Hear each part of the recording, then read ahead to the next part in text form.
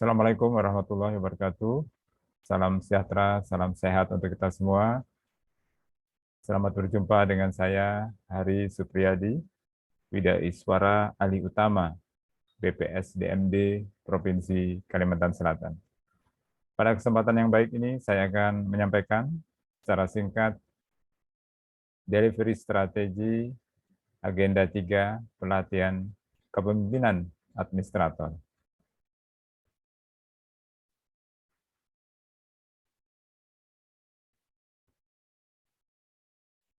Saya akan awali dengan latar belakang dilakukannya perubahan kurikulum penyelenggaraan pelatihan kepemimpinan administrator sebagai salah satu bagian dari pelatihan struktural kepemimpinan. Hasil survei Leadership for Smart Governance, Lembaga Administrasi Negara, tahun 2021 mengidentifikasi berbagai tantangan organisasi pemerintahan saat ini dan beberapa kompetensi yang dibutuhkan untuk menghadapi tantangan-tantangan organisasi tersebut. Antara lain, kebutuhan kompetensi untuk berpikir inovatif, memiliki mindset berkembang, memiliki etika dan integritas, berpikir sistemik, dan terlebih penguasaan teknologi digital dan sebagainya. Hasil survei terkait dengan pola penyelenggaraan juga menunjukkan bahwa para responden memilih pendekatan dengan keseimbangan antara pendekatan klasikal dan pendekatan e-learning, baik di level pendidikan PKP, PKA, PKN tingkat 2 maupun PKN tingkat 1. Berbagai pemikiran terkait dengan penyelenggaraan pelatihan, seperti pendekatan Utagogi, Cybergogi, kemudian juga perlunya penerapan secara utuh taksonomi Bloom, demikian juga pendekatan experiential learning, serta pendekatan leader create leader menjadi latar belakang. Pelatihan yang diselenggarakan dengan pendekatan experiential learning dirasakan atau dibuktikan lebih efektif 70% dibandingkan hanya penyampaian secara training saja yang besarnya hanya 10%. Demikian juga secara taksonomi Bloom diharapkan agar peserta bisa pada level tertinggi, yakni creating.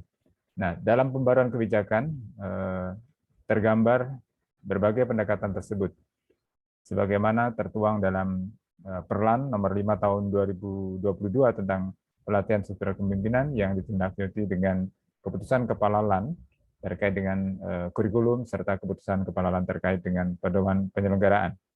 Dan keseluruhan dari semua pelatihan struktural kepemimpinan diharapkan nanti dapat mendukung terwujudnya world class government.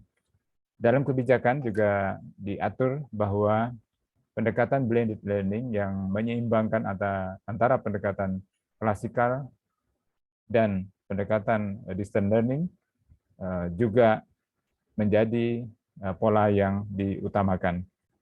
Dan terkait dengan penyelenggaraan PKA, telah dialokasikan waktu jam pembelajaran sebanyak 908 jam pembelajaran atau setara dengan 105 hari pelatihan, di mana secara khusus pelatihan struktural kepemimpinan administrator ini diarahkan kepada kompetensi kepemimpinan kinerja, sehingga para pejabat administrator diharapkan dapat melaksanakan akuntabilitas jabatan administrator, yakni sebagai pemimpin kinerja di organisasinya.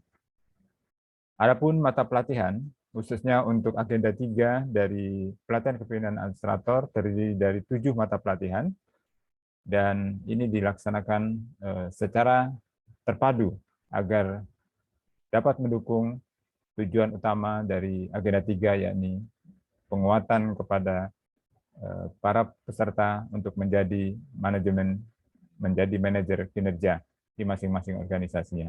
Secara singkat, mata pelatihan di dalam agenda 3, yang pertama adalah akuntabilitas kinerja, di mana akan dibahas berbagai aspek tentang akuntabilitas kinerja, baik nilai-nilai dasar, permasalahan akuntabilitas, dan berbagai proses untuk komunikasi, koordinasi dalam organisasi terkait dengan kinerja.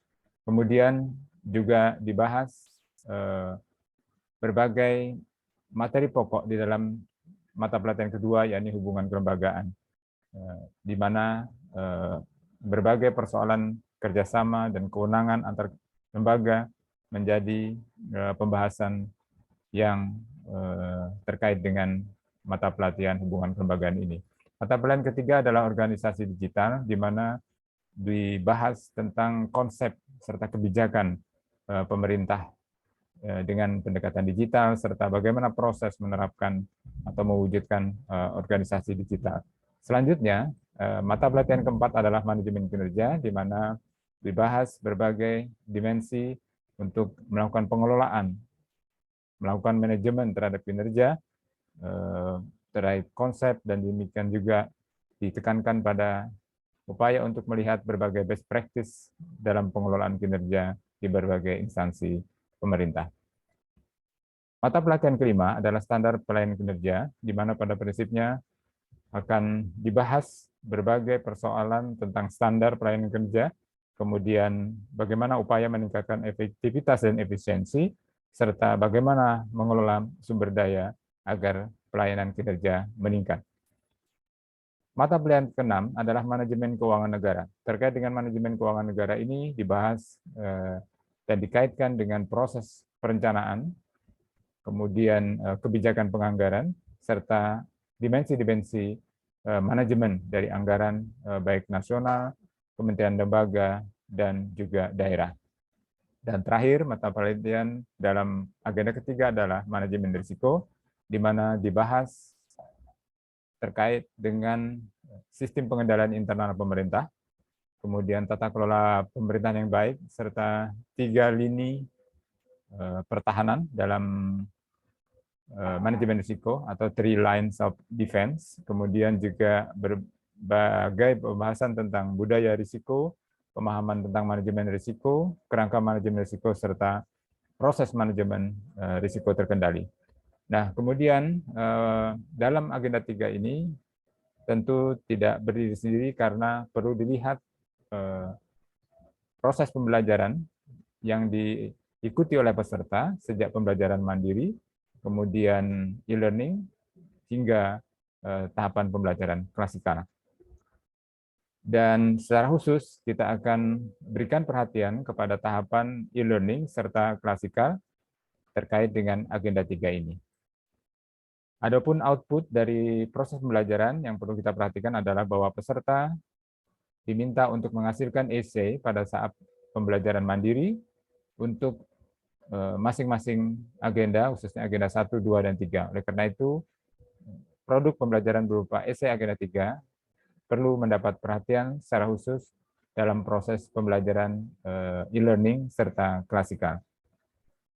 Di samping tentu ada pendidikan pokok. Ini adalah gambaran jadwal dari penyelenggaraan PKA, dan secara khusus kita perlu mencermati agenda-agenda terkait dengan pembahasan materi-materi yang berkaitan dengan manajemen kinerja, yakni di hari ke-6, 7, dan ke-9, di mana peserta melaksanakan pembelajaran secara mandiri termasuk dalam menghasilkan essay di kesempatan tersebut. Dan kemudian pada tahapan distance learning digunakan pendekatan sinkronus dan asinkronus dalam rangka membahas agenda 3 ini, yakni selama 4 hari, yakni hari ke-16, 17, 18, dan 19.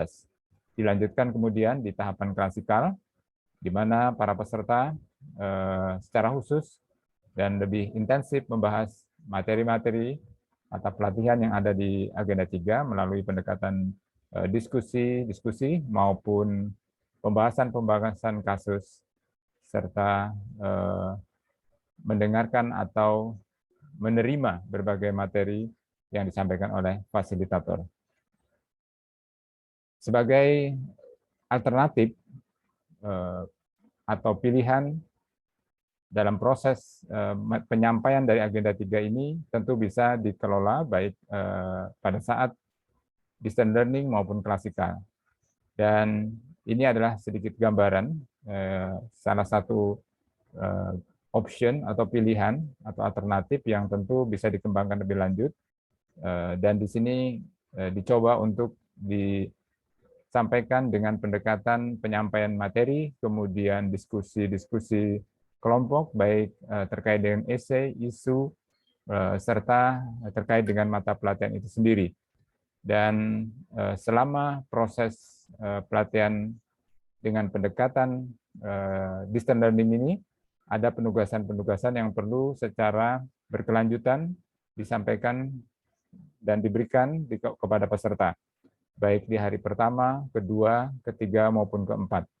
Dan selanjutnya ini juga masih berkelanjutan pada saat tahapan klasikal, yakni di hari 33, 34, dan 35, di mana penyeimbangan antara proses diskusi, penyampaian materi, serta pendalaman, dengan juga tentu memperhatikan pendekatan studi kasus, best practice, serta masukan-masukan dari peserta, termasuk berbagai informasi tentang kebijakan-kebijakan baru yang menyangkut kepada 7 materi atau mata pelatihan di dalam agenda 3 ini. Dalam proses manajemen kelas sendiri, tentu baik pembelajaran pada saat distance learning melalui sinkronus maupun klasikal bisa diterapkan pola introduksi, batang tubuh, serta conclusion atau pendekatan gloss task off, yakni get attention, link with the participant pada saat diintroduksi, juga apa yang ingin dicapai, output mention, kemudian structure, dan juga tentu berupaya untuk menarik peserta agar terdorong, termotivasi untuk mengikuti pembelajaran. Demikian strategi delivery dari pelatihan kepemimpinan administrator, khususnya agenda 3. Salam sukses selalu, terima kasih atas perhatiannya. Wassalamualaikum warahmatullahi wabarakatuh.